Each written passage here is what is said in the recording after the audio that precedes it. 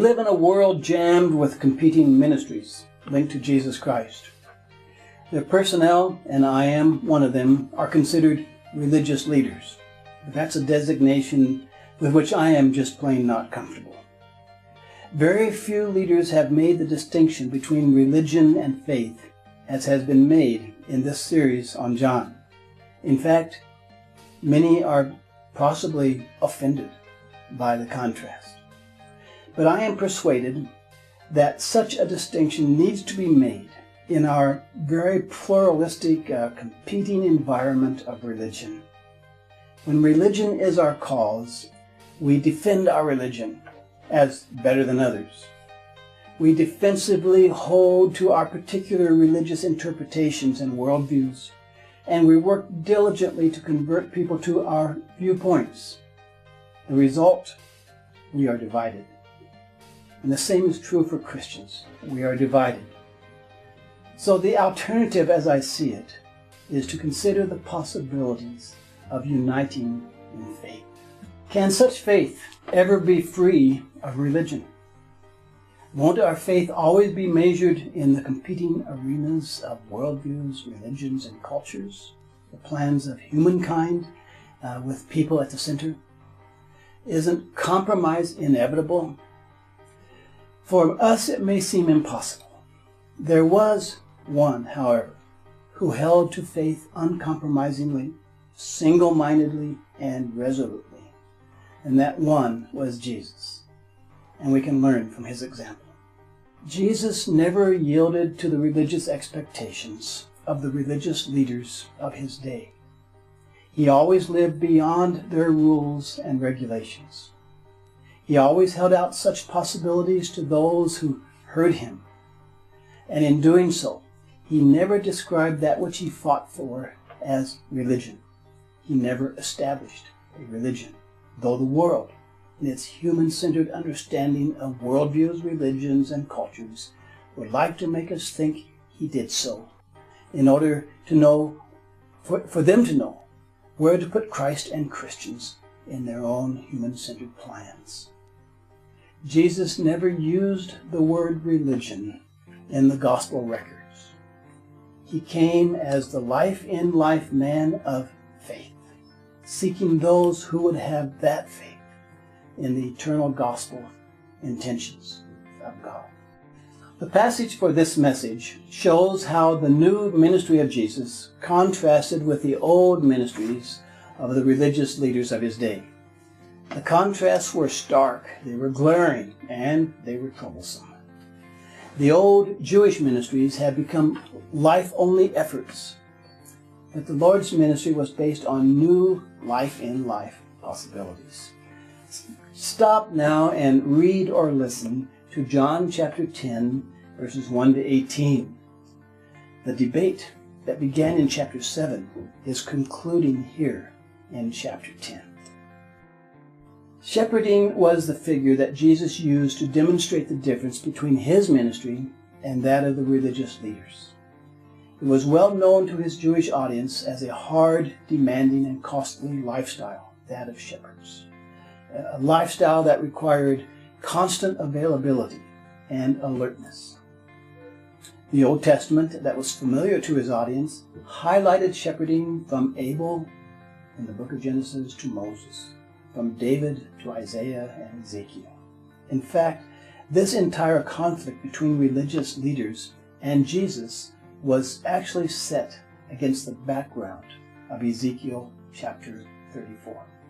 Shepherds of the Lord's day as well as our day could herd sheep best if they took time to know the sheep. Sheep needed to be led, not driven. They needed guidance because they tend to freeze in the face of danger. They tend to overgraze in one place. They panic when they're frightened. They fight with each other. They kind of wander aimlessly while they're eating, and they get lost while they're grazing. As a boy, I took care of my dad's sheep, but I didn't take the time to know those stubborn animals. Consequently, I didn't try to lead them. I tried to drive them. And that was my mistake. And that's where my frustrations grew. So in this passage, Jesus contrasted shepherds as leaders and shepherds as drivers in different ministry styles. It is important to identify three key features of the Lord's contrasts in verses 1 to 6. They are the sheep pen, the gate, and the watchman, all of which I believe to the life-in-life gospel as presented in John and as declared by Jesus. The sheep pen represents the place where God's people gather. I like to see it as God's kingdom, as opposed to our cultural and religious structures. The gate was the entry and exit point of that kingdom. The watchman of that gate, one who actually laid down across the gate to protect the sheep, was God himself, who never surrenders his oversight of the kingdom and its people. So the Pharisees were likened by Jesus to thieves and robbers in this passage, immediately in verse 1. The kingdom plan of God requiring faith was an intrusion upon their own ideas and plans of Jewish culture, requiring religious association. They did not seek kingdom people, they sought religious people. Yet they were willing to gain access to the kingdom and its people in their own ways. Thus they were thieves and robbers in the eyes of the Lord. Although they could sneak into the pen, their voices would have no authority in the pen. So they used other means foreign to the kingdom to have their way with the sheep. They drove the sheep to their own places, to their own rituals and meetings. And that described their ministry. The hardest thing they faced was keeping the sheep under their control. As we go on, keep in mind the contrasting plans introduced in previous sessions. They still apply. Jesus likened himself to the true shepherd, whose ministry was related to God's kingdom ways, and his people. Verse 2. He made use of the gate and had no need for other entry points as sought by those religious leaders. He was recognized by the watchman, who was God himself. His ministry was designed by God for God's purposes and for the benefit of God's people. It was not subject to religious structures, systems, rituals, symbols, beliefs, and values. The people in the kingdom knew his voice the way the sheep knew the voice of a shepherd who patiently leads them. Interestingly, the gate was not just for entry, but also for exiting. Verse 3 says he calls his own sheep and he leads them out. He leads them out, but he also leads them around, as you read verses 4 to 6. He leads them around. Where? In the countryside. A countryside defined by the world. He leads them right through its human-centered cultures, religions, and worldviews, and its clamor for human-centeredness. He leads them right through it all. He does this not for his own good, but for the good of the sheep, God's people. He always returns them, however, to the same pen, that place defined as God's kingdom, not some other place. The religious ministries of the Pharisees led people to other pens of their own making, pens that confined and controlled small life living without the presence of God's life. They, like me as a boy, drove people with their threats, hostility, frustration, and self-satisfaction. For them, the good life was the one that observed all the rules and regulations according to their hundreds of religious traditions added on to the Lord's commandments. Such uncaring, impersonal ministry had just been evident in their treatment of the man born blind. They kicked him out of the temple. They showed no sympathy, no understanding or hope for that man. They kicked him out of their pen, which they thought they controlled. The Pharisees did not understand Jesus, nor did they want to understand. So Jesus went on to elaborate on the conflicting figures of speech in chapter 10, verses 7 to 9. Now, how did he do so. His words and his arguments were even more complex in this remaining verses of this passage. One writer said that this section is like symbols or an analogy within symbols or an analogy, because the Lord used the same figures of speech, but he used them in a different way, and he took people down a different path of divine reasoning. This is a tough section, really. Basically, he said, though, just 4 things. 1, I am the gate for the sheep. 2, he named all who had come before him as thieves and robbers. Number 3, the sheep were present in the pen because they wanted to be saved. That's new.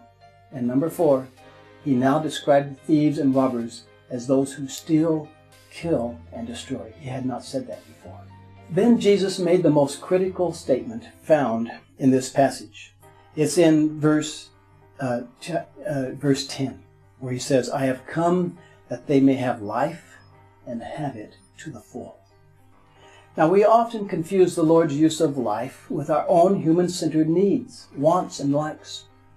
It's just amazing how often we do this. We confuse the promise of abundance with human success, achievement, victory, possessions, power, money, home, family, health, and everything else. The religious leaders did so constantly. But the word Jesus used in this very significant verse was the word Zoe, not bios. And as we have seen, that changes the meaning he intended. So what did Jesus really say in John 10:10? He said this, I have come that you might have God's life and have it to the full.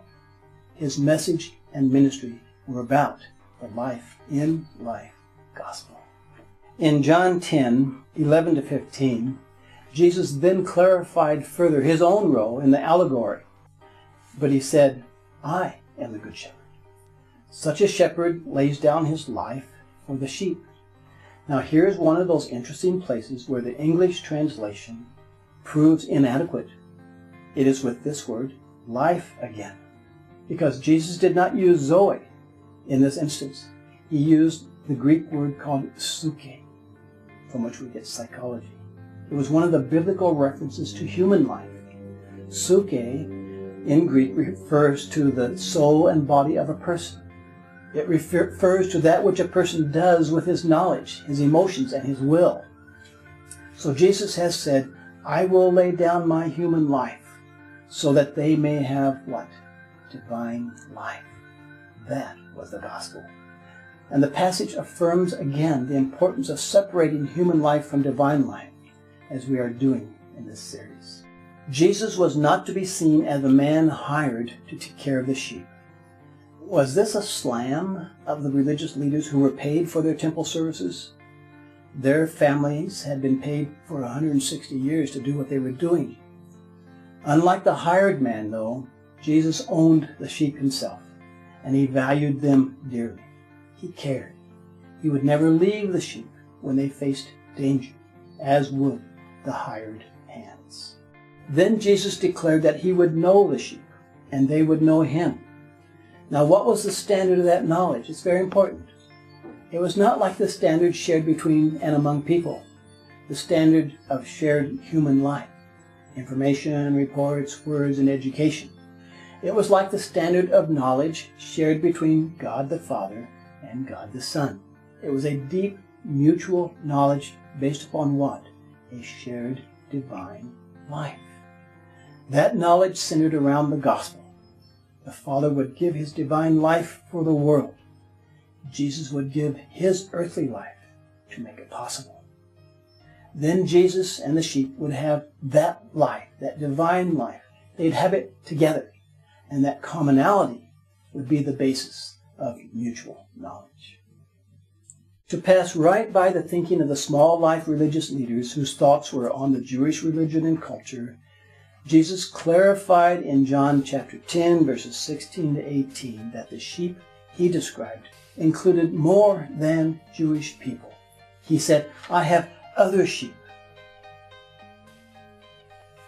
that are not of this pen, that are not of this world, that are not of this sheep pen. Other people of the kingdom. He intended to gather and shepherd them too. They too would listen to him and would become united with all others as one flock with one shepherd. How would they be united? See, we come back to the topic of life, not by religious rules and regulations of Jewish life, but by the grace and love of God's divine life as given by the Son. No humanly devised unity of religious design could ever compare to that divine unity. And faith was the bonding agent, the faith that responded to God's revelation by the Spirit and Jesus Christ. Again, Jesus declared that he would lay down his human life for the sheep. That sacrifice would show the Father's love. It would reveal the reality of his divine life. That sacrifice was his to make, however. No one would take his life. He chose to give it.